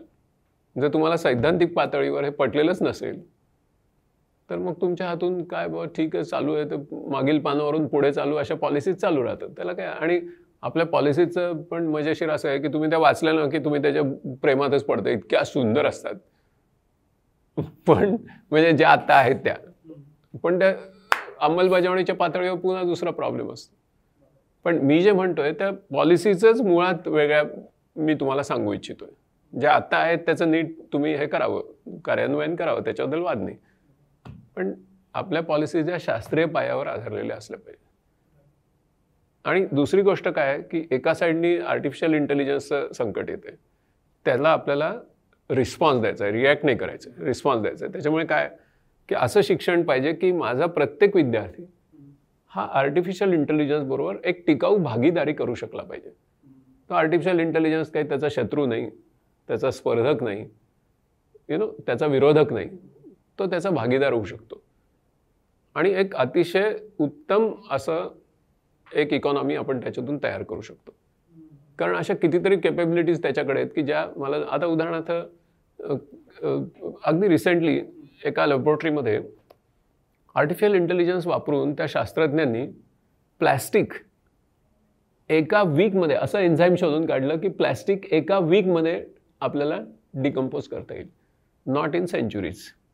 आपण असं आत्तापर्यंत आपल्याला वाटतं की किमान काही शेकडो वर्ष लागणार जगातलं प्लॅस्टिक, पण no, because of AI you have got a enzyme now. आता ते कमर्शियली व्हायबल होऊन प्रोड्यूस होणं वगैरे ते बघता येईल. किंवा तुम्ही आत्ता जो आपला व्हॅक्सिन बघितलं, डिसेंबर 2019मध्ये COVID-19 आला. 10 जानेवारीपर्यंत त्याच्या विषाणूचा जिनोम रेडी झाला होता. 10 दिवस. बरोबर. ओके. त्याच्यानंतर व्हॅक्सिन जी तयार झाली ते एकमेकात कॉम्पिटिंग कंपन्या असतील दॅट इज ओके, पण where did they work actually? They work on IBM's hybrid cloud. Okay, because all the AI was utilized by all these companies in a different way. कंपन्या कुठले असू देत क्लाउड होता, basically cloud होता, hybrid cloud होता आणि ते servers होते आणि तो AI होता. आणि म्हणून आपण 7-8 महिन्यामध्ये एक वॅक्सिन करू शकलो. 2 वर्षामध्ये आपण 7 कंट्रोल करू शकलो. चांगला AI नसलेला देश म्हणजे चायना, आणि त्यांनी सांगितलं आमचं वॅक्सिन आम्हीच वापरणार, म्हणून आजही त्यांची 47 शहरं लॉकडाऊन आहेत. प्रूफ. ओके, मग आता म्हणजे त्याच्याबरोबर भागीदारी करायला आमच्या मुलांना आम्ही शिकवणार का? आज सायंटिस्ट करतायत, उद्या सर्वसामान्य माणसं त्याच्याबरोबर भागीदारी करतील. ओके, आता उदाहरणार्थ मी माझे कुठलेही लेख हे हाताने टाईप करत बसत नाही. मी ते व्हॉइस टायपिंगने टाईप करतो आणि शुद्ध मराठीतले प्रद्युम्न, दृष्टद्युम्न वगैरे असे शब्द पण तो नीट घेतो. अगदी अगदी छान, कुठे काही चूक होत नाही. आता ही भागीदारी आहे ना माझी. त्याच्यामुळे माझा टायपिंग स्पीड हा 30 वर्ड्स पर मिनिट नाही आहे. माझा टायपिंग स्पीड हा 200 words per minute. You know, तर ही भागीदारी मुलांना आम्ही शिकवणार की नाही? हे टायपिंग तर अगदी छोटंसं स्किल झालं, पण I am talking about much more complex domains. आता हे शिकवणं हे एका बाजूला. दुसऱ्या बाजूला आम्ही आमचं प्लॅनेट डॅमेज करून पुढच्या जनरेशनच्या हातात दिलं आहे. मग repairing the damage planet is going to be the next Google. Yes, it is going to be the next. The green careers are going to be the next Google for the middle class. Okay, आज जर आपण बघितलं तर प्रगत देशांमधले सर्व जॉब्सपैकी 4% jobs हे green करिअर्समध्ये आहेत. आणि 2035 पर्यंत त्यांची जी प्रोजेक्शन्स आहेत ती आपल्याला असं दाखवून देतात आकडेवारीनिशी की त्यातले 25% जॉब्स हे ग्रीन कॉलर जॉब्स होणार आहेत. Green collar jobs. बरं. So green collar job is a future. मग आमच्या शाळेमध्ये आत्तापासून आम्ही ग्रीन कॉलर जॉब्स, आणि ग्रीन कॉलर जॉबचं वैशिष्ट्य काय असणार आहे? They can never be outsourced because they have to be done in the local situation. You cannot outsource them to some other country की इकडचे प्रश्न तिकडे सोडवा म्हणून. त्याच्यामुळे आता एक तिसरा मेगा ट्रेंड काय आहे? जसा AIचा आहे, जसा ग्रीनचा आहे, तसा तिसरा एक मेगा ट्रेंड काय आहे की Indian diaspora will be the biggest diaspora in the world by 2035. म्हणजे भारतात जन्मले परंतु परदेशात जाऊन कायमचे स्थायिक झाले. म्हणजे स्वदेशात जन्मून परदेशामध्ये स्थायिक होणारे जे एकंदर लोकसमूह असतील त्याच्यातला सर्वात मोठा लोकसमूह भारतीय असणार आहे. 2035 पर्यंत हा मोठा मेगा ट्रेंड येणार आहे. मग अशा सर्व राष्ट्रांमधल्या संस्कृती समजून घेणं आणि त्यांच्यामध्ये क्रॉस कल्चरल डायव्हर्सिटीज शिक्षणामध्ये समाविष्ट करणं आणि आपल्या मुलांना परदेशामध्ये स्थायिक होऊन चांगल्या पद्धतीने जीवन जगण्याचं कला आत्तापासून शिकवणं हे नको का आपल्या शिक्षणाच्या पॉलिसीमध्ये? जसं AI बरोबर मैत्री करायला पाहिजे तसं इतर लोकसमूहांबरोबर मैत्री करायला पाहिजे. त्यांचे मॅनर्स, एटिकेट्स, त्यांची संस्कृती, त्यांचा इतिहास आम्हाला समजून घ्यायला पाहिजे आणि तिकडे जाऊन त्यांनी चांगलं काम करायला पाहिजे. आता पुण्यामध्ये तर तुम्ही बघता की घरटी मुलं परदेशी असतात. म्हणजे अलीकडे मी कुठल्याही पालकांना भेटलो की मग सध्या तो कुठल्या देशात आहे असंच विचारतो आणि त्याचं तसंच उत्तरही मिळतं. हे जर इतकं कॉमन प्लेस असेल तर अजून 13 वर्षांनी काय असेल? You can imagine. म्हणजे 1835 साली मेकॉलेची मिनिट्स आली, त्याची 200 वर्ष त्या दिवशी होतील 2035 साली. त्यावेळी मेकॉलेचा पराभव झालेला असला पाहिजे ना. शेवटी 200 वर्षानंतर तरी पराभव झालेला असला पाहिजे, नाही तर काय मजा आहे. तसं त्यामुळे माझ्या दृष्टीने क्लायमेट चेंज आणि म्हणजे एन्व्हायरमेंटल कॅटॅस्ट्रॉफी किंवा इकॉलॉजिकल कोलॅप्स हा एक महत्त्वाचा एरिया आहे. नंतर ज्याला 4th इंडस्ट्रियल रिव्होल्यूशन आपण म्हणतो, त्याच्यात AI आहे, बिग डेटा आहे, सगळ्या गोष्टी आहेत, ब्लॉकचेन आहे वगैरे वगैरे. या सगळ्या गोष्टींमध्ये शिक्षणामध्ये मूलभूत बदल होणं म्हणजे कम्प्युटेशनल थिंकिंग शाळेमध्ये शिकवायला सुरुवात होणं. आणि तिसरं म्हणजे जगातल्या सगळ्या लोकांमध्ये एक बंधुभाव निर्माण करणं. ह्या गोष्टींची गरज आहे. आणि माणूस म्हणून मी चांगला माणूस होणं, ज्ञान, निर्मिती आणि प्रेम तिन्ही गोष्टी मला शिक्षणात मिळायला पाहिजे. असे बदल धोरणात्मक होण्याची गरज आहे. या सगळ्यामध्ये मार्केट फोर्सेसचा किती इम्पॅक्ट होतो? माझ्या मनातला प्रश्न अशा अर्थानं आहे की मी ज्यावेळी शाळेत होतो त्यावेळी मी घरच्यांना विचारलं की माझ्या 1ली ते 10वीचा खर्च काय, त्याची जी बेरीज झाली तेवढी आत्ता एका शाळेच्या प्रायव्हेट फी आहे पहिलीची. आणि एक ट्रेंड असा आला आहे की तुमचा मुलगा, तुमचा काय लहान मुलगा जर का खूप भारी बनवायचा असेल तर तुम्ही या प्रायव्हेट शाळेतच घातलं पाहिजे. मग त्या शक्यतो ICSE बोर्डाच्या, म्हणजे ICSE CBSE अशा बोर्डाच्या, आणि सगळीकडे प्रायव्हेट प्लेयर आले. हेच प्रायव्हेट प्लेयर मग एडटेकमध्ये आले, तेही 1ली ते 10वीच्या मुलांना कॅप्चर करायला बघतात, इंजिनिअरिंगच्या मुलांना कॅप्चर करायला बघतात. हे जे नवीन काय आला, कॅपिटलिस्ट म्हणावं का नाही मला माहीत नाही, पण हे जे नवीन प्रायव्हेट प्लेयर्सचं कल्चर आलं आहे, ह्याचा या सगळ्या तुम्ही जे आत्ता एवढं सिरियस मुद्दा म्हटलं त्याच्यावर काय पाहणं? अगदी सिंपल आहे. ते जे देतात ते शिक्षण आहे आणि तो भविष्यातल्या सुखाचा मार्ग आहे असा भ्रम हा सध्या तयार झालेला आहे. असे भ्रम समाजाला होतात, अशा भ्रांती होतात, हळूहळू त्या विलयाला जातात. जसं आता ह्याच वर्गाला कळू लागलं की आपल्या मुलांना इंजिनिअरिंगला न घालता लिबरल आर्ट्सला घालायला पाहिजे, तर तसा तो एक सध्याचा ट्रेंड आहे. आणि खरं त्याचं कारण जर आपण मुळातून शोधलं तर हे आहे की बदलत्या जगाला काय हवं आहे हे ती जी बोर्ड्स आहेत ही लवकर जाणतायत. हा त्यांचा एक सकारात्मक भाग आहे. त्यांच्या फीजबद्दल मी जे म्हणतो तो की तेवढ्या किमतीला जे मिळतं तेच शिक्षण आहे, हा भ्रम आहे. आज जर तुम्ही बघितलं की मुक्तोत्तरी प्रश्न मुलांना विचारणं किंवा प्रोजेक्ट्सच्या पद्धतीने मुलांना शिकवणं, ह्या सगळे प्रयोग ते करतायत. ते तुमचं SSC बोर्ड करत नाही आहे.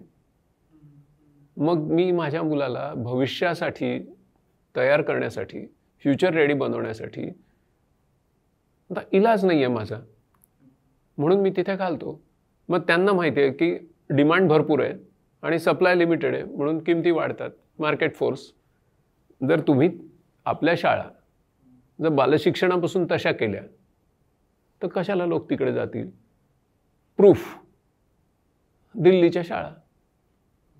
दिल्लीमध्ये उच्चभ्रू पालकांनी अशा शाळांमधून मुलांना काढून कमी फीच्या किंवा बिन फीच्या सरकारी शाळांमध्ये घातलेलंच आहे. आपल्या देशात प्रूफ आहे, कुठे दूर जाण्याची गरज नाही. आणि परदेशातले लोक शिक्षण कसं सुधारावं हे बघण्यासाठी दिल्लीच्या शाळांमध्ये येतात. म्हणजे महाराष्ट्रातले किती लोक जातात ते मला माहिती नाही. मग काय आहे? त्याच्यामुळे त्यांचा जो मार्केट फोर्स आहे तो त्यामुळे आहे. म्हणजे त्याच्यातून शिकायचं काय की भविष्य काळासाठी, जसं मी AI रिव्होल्युशन म्हटलो किंवा ग्रीन कॉलर जॉब्स म्हटलो किंवा इतर कितीतरी मेगा ट्रेंड्स आहेत, तर त्याला चांगली पिढी निर्माण करण्यासाठी तुम्ही जर तुमच्याकडे बदल केले, तुमच्याकडे त्या फॅसिलिटीज दिल्या, तर कशाला लोक तिकडे जातील? आज सुद्धा आपल्याकडची एक साधा ट्रेंड जो गावागावात आहे त्याच्याविषयी जनरली फारसं बोललं जात नाही. तो काय आहे की पहिल्यांदा लोक तिकडचे आपल्या मुलांना इंग्रजी माध्यमाच्या शाळेत घालतात. मग ती बस येते, त्या मुलाने काय बूट बीट घातलेलं असतं, तो जातो. 2 वर्षांनी त्याच मुलाला ते पालक पुन्हा गावातल्या द्विशिक्षकी शाळेत घालतात.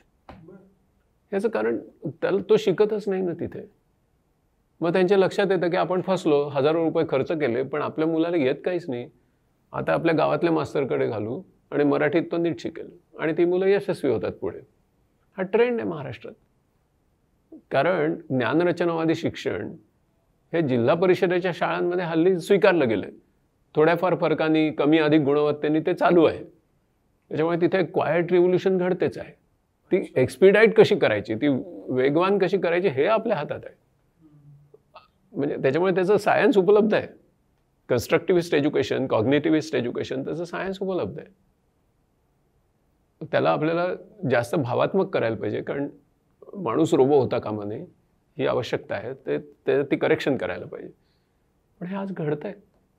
आपण अनेक जिल्हा परिषदेच्या गावातल्या गट शिक्षण अधिकाऱ्यांना जाऊन भेटा, त्यांच्याकडच्या 100 एक शिक्षकी शाळा कमालीचं सुंदर काम करत आहेत. कारण आता अनेक प्रकारची नवी साधनं त्या शाळांमध्ये आलेत आणि त्या साधनांच्या माध्यमातून मुलं शिकत आहेत. त्याच्यामुळे they are playing with them and learning. तर आता सगळं ज्ञानरचनावादाचं एक हे आलेलं आहे, आता करंट आलेलं आहे आपल्याकडे, क्वायट करंट आहे. अजून तो एक्सपिडाईट करायला पाहिजे. ते केलं की मग हा प्रश्न मिटेल. त्याच्यामुळे त्यांचा जो सकारात्मक भाग आहे ना या सगळ्या बोर्डांचा, तर तो म्हणजे ॲनालिटिकल थिंकिंग, नंतर सिंथेसिस, म्हणजे हायर ऑर्डर एज्युकेशनल ऑब्जेक्टिव्ह जे आहेत की बाबा मी तुम्हाला काय तर पायथॉनमधले 4 कोड्स देतो, हे 4 कोड त्या मुलाच्या समोर ठेवले पायथॉन शिकणारे, त्यातलं which code is superior to which one and why, असे प्रश्न तिथे विचारले जातात. म्हणजे त्याला आपण जजमेंटल ॲबिलिटी म्हणतो, which is a highest level of educational objective. मग तसे प्रश्न आपल्या SSC बोर्डाच्या एका तरी प्रश्नपत्रिकेत तुम्ही मला दाखवा. मग का नाही त्या मुलांनी तिकडे जायचं, का नाही त्या पालकांनी त्यांना तिकडे घालायचं. मग आता त्यांच्याकडे डिमांड जास्त आहे तर त्यांना पैसे ते जास्तच घेणार, मग हे भरतात, लोन काढतात. म्हणजे तुम्ही जो 1ली ते 10वीचा हिशोब मांडला त्याचं कारण हे आहे ॲक्च्युली.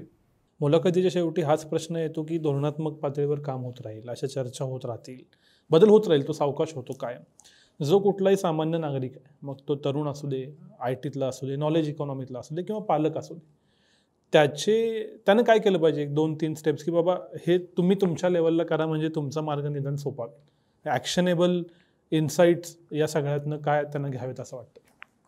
एक पहिली गोष्ट म्हणजे तो जर स्वतः म्हणजे एखाद्या कंपनीत काम करणार असेल तर त्यांनी पहिल्यांदा म्हणजे मी व्हॅल्यू ॲडिशन काय करतो नवीन शिकून याचा विचार केला पाहिजे. माझ्या मॅनेजरला न येणारी टूल्स मी शिकलो पाहिजे. माझा मॅनेजर सांगतोय तेवढंच झापडबंद काम मी करता कामा नये. I have to excel by learning new things and there are enormous learning opportunities. आणि इनिशिएटिव्ह घेत राहायला पाहिजे, कंपनीमध्ये इनिशिएटिव्ह घेत राहणं. नाहीतर मग काही दिवसांनी तुम्ही त्या कंपनीला नकोसे होता, कारण त्यांनाही म्हणजे सगळीकडेच रोबोटिक्सचा प्रभाव आहे किंवा AIचा प्रभाव आहे. त्याच्यामुळे तुमच्या ह्युमन ॲबिलिटीज ह्या तुम्ही कशा विकसित करता हा तुमच्या दृष्टीने खूप महत्त्वाचा प्रश्न आहे. तुम्ही जर पालक असाल तर तुम्ही तुमच्या मुलांना आता या पद्धतीने वाव दिला पाहिजे. पहिली गोष्ट म्हणजे मुलांना काही तास हे पूर्ण मोबाईलपासून स्विच ऑफ व्हायला शिकवलं पाहिजे, कारण तो त्यांचा घात आहे. थोडंसं दमदाटी करावी लागली तरी हरकत नाही.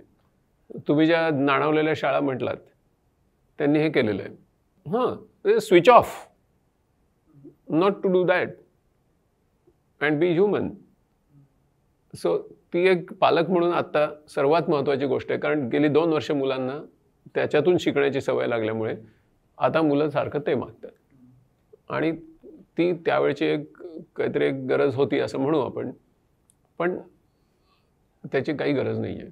त्याच्यामुळे काही तास मुलांना पूर्ण त्याच्यापासून दूर ठेवणं, म्हणजे सर्व स्क्रीन्सपासून, म्हणजे that is becoming the teenagers are becoming screenagers. Okay, so we have to make the teenagers as the greenagers actually, not screenagers. तर स्क्रीनपासून दूर ठेवणं ही माझी पालक म्हणून जबाबदारी आहे.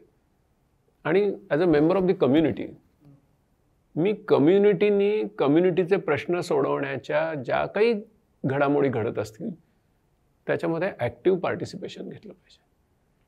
म्हणजे आमचं समजा कॉलनी आहे, तर कॉलनीतला कचरा वेगळा करायचा आहे, त्याचं विघटन करायचं, मी त्याच्यात लीड घेतला पाहिजे. मी बघ्याच्या भूमिकेत राहता कामा नये. आणि जेवढे कॉलनीमध्ये डायव्हर्सिटी असेल, निरनिराळ्या जातींचे धर्मांचे लोक असतील, त्यांच्याशी सौहार्द कसं निर्माण करायचं, पोलराईज होण्यापासून स्वतःला कसं वाचवायचं, ही माझी एक इंडिव्हिज्युअल म्हणून खूप महत्त्वाची गरज आहे.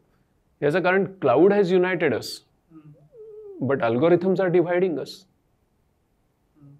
त्याच्यामुळे अल्गोरिथम मला फसवतो आहे हे मी एक इंडिव्हिज्युअल म्हणून जाणून घेणं आणि खरी जी ह्युमन कॅपेबिलिटी आहे की दुसऱ्या मनुष्यावर प्रेम करता येणं, ह्याचा परिपोष करणं, ह्याची आता जास्त गरज आहे. एक इंडिव्हिज्युअल म्हणून, म्हणजे कम्युनिटी लाईफमध्ये, एक प्रोफेशनल म्हणून, एक पालक म्हणून आणि एक मेंबर ऑफ दी कम्युनिटी म्हणून. तर आपण काय होतं आहे की आपण वाहवत जातो आहे. ओके, आणि वाहवत गेल्यामुळे मग अंतिमतः आपण दुःखी होतो. ओके, आपली कम्युनिटी फिजिकलसुद्धा आहे हे आपण विसरून जातो. आणि मग आपण काहीतरी पोस्ट केल्यानंतर आपल्याला लाईक्स कशा नाही आले याच्यामुळे फ्रस्ट्रेशनमध्ये जातो. आणि त्याच्यामुळे अनेक मानसिक रोग हल्ली लोकांना होत आहेत. त्याच्यापासून आपण स्वतःचा बचाव करणं आणि प्रत्यक्ष फिजिकल वर्क आपल्या कम्युनिटीमध्ये करणं, ह्याच्याने हॅपीनेस हॉर्मोन्स सिक्रेट होतात याचा शोध लावणं आणि जेवढं जास्तीत जास्त आपल्याला आपला फुटप्रिंट कमी करण्यासाठी जी लाईफस्टाईल आवश्यक आहे तसं जगण्याचा प्रयत्न करणं, ही आता म्हणजे मुलांवर पण तसे संस्कार होऊ शकतात. तर ह्याची आता आपल्याला गरज आहे. थिंक बँकच्या सर्व मुलाखतींचा उद्देश असतो की लोक समृद्ध व्हावेत. अशी समृद्ध करणारी चर्चा आज झाली याच्याबद्दल माझ्या मनात काहीच शंका नाही. पण एक दुसरी गोष्ट अशी आहे की याच्यातनं इतके मुद्दे समोर आले की इतकी दीर्घ मुलाखत होऊन सुद्धा मला अजून खूप विचारायचं आहे. पण आज आपण इथंच थांबू. माझी थेट जाहीर विनंती आहे की यातले जे इतर मुद्दे ते ग्रीन एजर्स असतील आणि क्लाउड असेल, या सगळ्याविषयी आपण परत आम्हाला बोलण्यासाठी वेळ द्यावा. कदाचित त्याची सिरीज होऊ शकेल. पण इतक्या सुंदर चर्चेसाठी थिंक बँककडून तुमचे खूप खूप आभार. आज इथंच थांबूया. धन्यवाद. धन्यवाद.